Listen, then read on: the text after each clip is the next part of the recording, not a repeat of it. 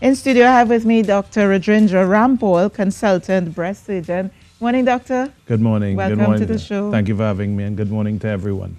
So we're talking about the necessity for mammograms and ultrasounds. How often should a woman do, and at what age should they start? That's a great question. In fact, I'll just back it up a bit and say it's more than just a mammogram and ultrasound, but when should we start be thinking about breast screening and being breast aware? And you know, it's pretty much becoming breast aware is something I think around your mid-20s you should be thinking about being aware of your body. For example, gynecologists have an active intervention in young women, and yes, breast cancer is not common in the 20s, but we have been finding that when you look at around late 30s, 40s, and 50s going up, definitely breast cancer is a real issue. So I would say for women in their mid-30s, they should become breast aware and start to understand what it is to examine themselves and understand how their body changes with each menstrual cycle and pregnancy as well. But definitely over 40, the data shows that over 40, women have to look seriously at what is breast awareness and what is breast screening. It always had a taboo about being painful and cumbersome and inconvenient, but the world has worked hard to remove those stigmas. Well, I found that out. I was so shocked, right? Because, you know, I did the exam, which we're going to look at in a minute. And I got there and I said, well, you know, I have to take all these painkillers. And Melissa, your GM, said, what are you talking about? There's no pain anymore. And I was like, what? And I think many women, Doc, I have to tell you, a number of women said, you go in and take that pain on camera. And I was pleasantly surprised. Yeah, I mean, mammography historically had a bad reputation, but the modern technology, like the technology we have in pink hibiscus, is state of the art. The compressions are very, very much less. And of course, by having excellent trained staff, people who are sympathetic to how you handle anxious women and how you handle the anxiety of coming for this test can make everything just that much easier. About how many cases do you see? Because we have Marsha Batiste, who came on Facebook and asked us to, on her behalf, find out how many new cases a week do you encounter at Pink Hibiscus? I'd say we look at our data monthly on a month-to-month basis, and we probably see anywhere between about 2 to 8 cases, variable.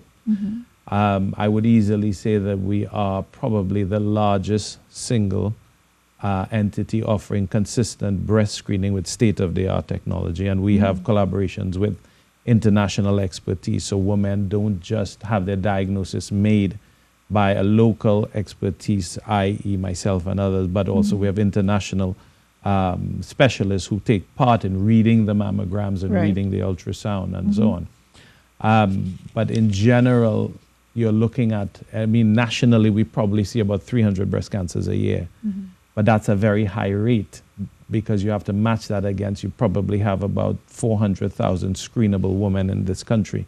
So our rate is anywhere around 1 in 8, maybe 1 in 9, but I think it's hovering around 1 in 8 women.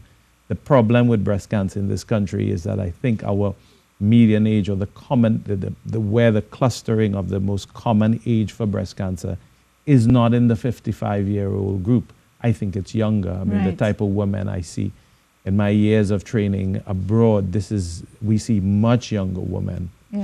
I mean, there are women who are being diagnosed in their late 30s, but a large number of women that we do see are in the 40 to 50-year-old group, which is a little younger than you would like it to be. I mean, you'd never like it, but so.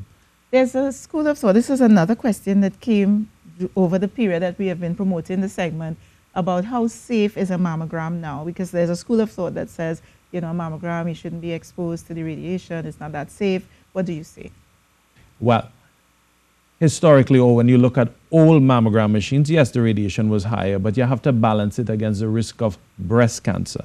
Now, modern technology like the 3D mammogram the technology that you had, the digital technology, is equivalent to a flight to New York. So every time you fly, you get exposed to radiation. Now, you imagine, yes, there is a small dose of radiation, but you're having a mammogram once a year, and you're making sure you don't have the early changes that could lead to breast cancer. You're making sure you don't have breast cancer. You have to balance it against that. And that, at the end of the day, radiation, that dose of radiation is not harmful, but the conditions you're making sure you don't have is lethal. Another question that came on Facebook is, do you need to remove your glasses? Someone said they asked her to remove her glasses to do the test. Do you necessarily have to remove your spectacles to undergo a mammogram? No, I wouldn't advise it. You might hit into the machine. Well, I tell you. Okay, so, these are some of the questions, and people have so many misconceptions and fears as well concerning the mammogram. Yes. I mean, I returned to practice in Trinidad in 2010, and there was a huge amount of misconceptions that, that myself, Nurse Harry, who was my right hand all along in dealing with cancer diagnosis and dealing with alternative therapies. A lot of women have a misconception or go to, and even different things like reconstructive surgery, for example. Yes. Yeah. Which is something that we're going to talk about after we look at the video. So we're going to look at the video after the break. We'll take a break now. When we come back, we look at the video of me undergoing the mammogram and the ultrasound, and then we'll have a chat about reconstructive surgery and so on. Sure. Still to come, though, we have to talk about what sort of bras you wear after you have surgery. And Doc, there was a question posed to us again by Marsha, was busy typing up her questions. The decision to go flat, she calls it. We'll talk about that as well when we come back after this. That breast cancer awareness feature was brought to you by Guardian Life of the Caribbean and Pink Hibiscus Breast Health Specialists.